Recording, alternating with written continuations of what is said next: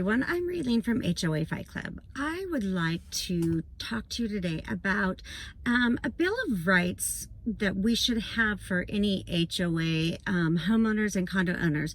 I was going over the Washington laws because you would think that the legislators would make sure that our constitutional rights were always protected in anything that we do as a citizen in the state. Well, what we found is that when it comes to HOA and condo associations, they don't have to follow the Constitution. They can write their own laws, make their own rules, and then punish homeowners for violating those rules, whether they're fair and equal or not. The association, the board, the developers, the property managers and attorneys have all power. The one thing about having all power, you should be held accountable for the decisions that you make when you have that kind of power. But in HOA and condo associations, that power goes unchecked. There's no governance or accountability. The government, you can't call up your attorney general and make a complaint that they're violating your rights. You have to go to civil court. So what I'm trying to see is, do we need a Bill of Rights for HOA and condo owners? Yes, of course we do. We need to protect everybody's rights just equally. And one thing I did find is that in Washington state, they have a Bill of Rights for manufactured homes, and where they go to put their because they don't own the land that their manufactured homes are on, they have to rent space from a landlord type situation. Well, they gave manufactured home owners rights, a Bill of Rights, and that they had to follow, and the landlord shall not. So they don't have anything that says the board shall not or the association shall not in our things. One of the things is, they can't deny any tenant the right to sell they can't deny your right to sell the home.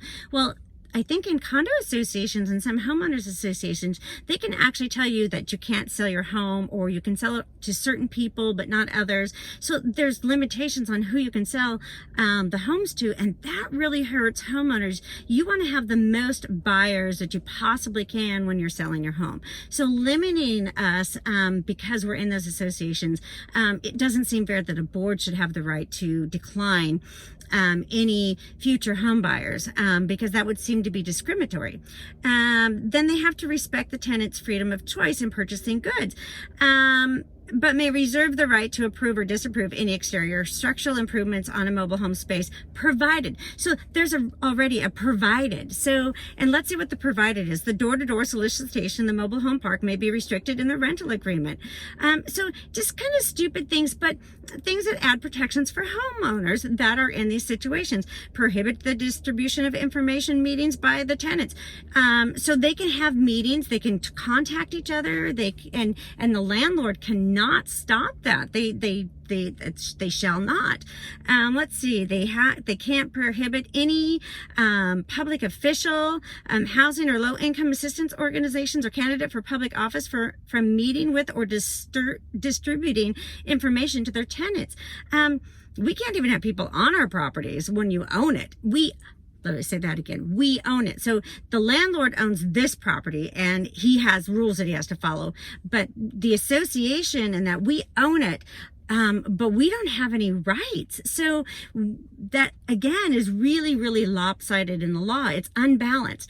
If a homeowner does something wrong, they can lose their home. They can lose their home. But if the board, attorneys, property managers, construction people, contractors, if they do anything wrong, they're held harmless. So why wouldn't an attorney that it works for the association, whether they're right or wrong, why wouldn't they sue a homeowner or stay in a lawsuit? So if a homeowner did decide to sue the association, that attorney will fight it no matter what, whether they're right or wrong. But why? And in my opinion, it's a piggy bank for these attorneys to just get unlimited fees, and they're paid $300 to $500 an hour.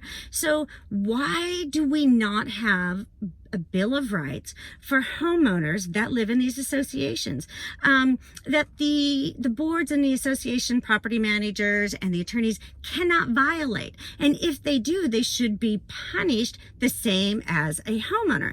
So if the board is found to be wrong or violating the CC&Rs, shouldn't they lose their home just like a homeowner would? We would lose our homes, but the board doesn't have to do that because they can do something wrong, but they have to vote themselves to punish themselves. Well, no board's ever going to punish themselves. And then the property managers and attorneys cover their misdeeds up by defending them no matter what. And I find that any corporation that would allow an attorney, and I've owned an S corp, I had a corporation, and when I voted out a member of the one of the owners, we had to each get our own attorney, and then the association's attorney stayed with the association to defend what was best for the corporation. So we don't have that in HOA and condo. We don't do what's best for the corporation. We do what's best for the board that's serving at the time. So we have to have governance. Now, the CAI industry is offering an alternative dispute resolution. They want to charge, a certain amount of money for members or non-members and be the mediators in these. And I just have questions with this, because how do we know it's fair? How do we know that those people are going to be doing what's right unless we hold them accountable? So is CAI going to hold those people accountable and do what they're supposed to do? And is the state has to have some accountability in protecting the homeowners in Washington and other states. The legislators should always do what's best for the homeowner. We want to keep people in their homes so that they don't go into foreclosure and we don't have so many homeless. Now, as I'm traveling, I went back to Washington State. I've been traveling all over, but I was in Washington just last week, and the homeless population is so bad. I mean, there's homeless everywhere. They're on the move at all times. It's just really, really sad what's happened to our state. When I visited Texas, I saw one homeless person in the months that I had to be there for COVID. And but you would think that the homeless population would be out, and they're not in Texas, but they are in Washington. We need to do something for the people of our state by protecting them and keeping them in their homes at all costs. There should be never a non-judicial foreclosure. A homeowner should always have the right of due process. We need to make sure that we have these protections in the laws. And that is what I fight for. And that is why I do what I do for free, because homeowners are tapped out when it comes to money. We pay for everything. We pay for the boards. We pay for the attorneys. We pay for the property managers. It all comes out of us. And a property management company is making, a base salary of $38,000 a year, but then they're adding all these mitigation fees. And by the time they do that and we add attorney's fees, we're paying to be in debt to ourselves. So if we just got rid of the attorneys and the property managers, the HOA that I was in would actually save over $100,000 a year. That's a lot of money for a homeowner, and we should always fight for what's right for the corporation, not for the board, not for the homeowner, but the corporation. And then we should have a Bill of Rights that protects the boards, that protects the homeowners equally, so that no homeowner should be able to violate the law. If there is somebody violating those CC&Rs, a homeowner should be able to call somebody up, write a report, and be done with that. And the board should be notified and threatened with a fine, just as a homeowner would be in the same circumstances. So that's my take on this one. And I hope that you'll watch me on the next one. Please subscribe and tell your friends if they have any issues with their condo associations or HOAs that I'm there to help for free. HOAfightclub.com. See you on the next one.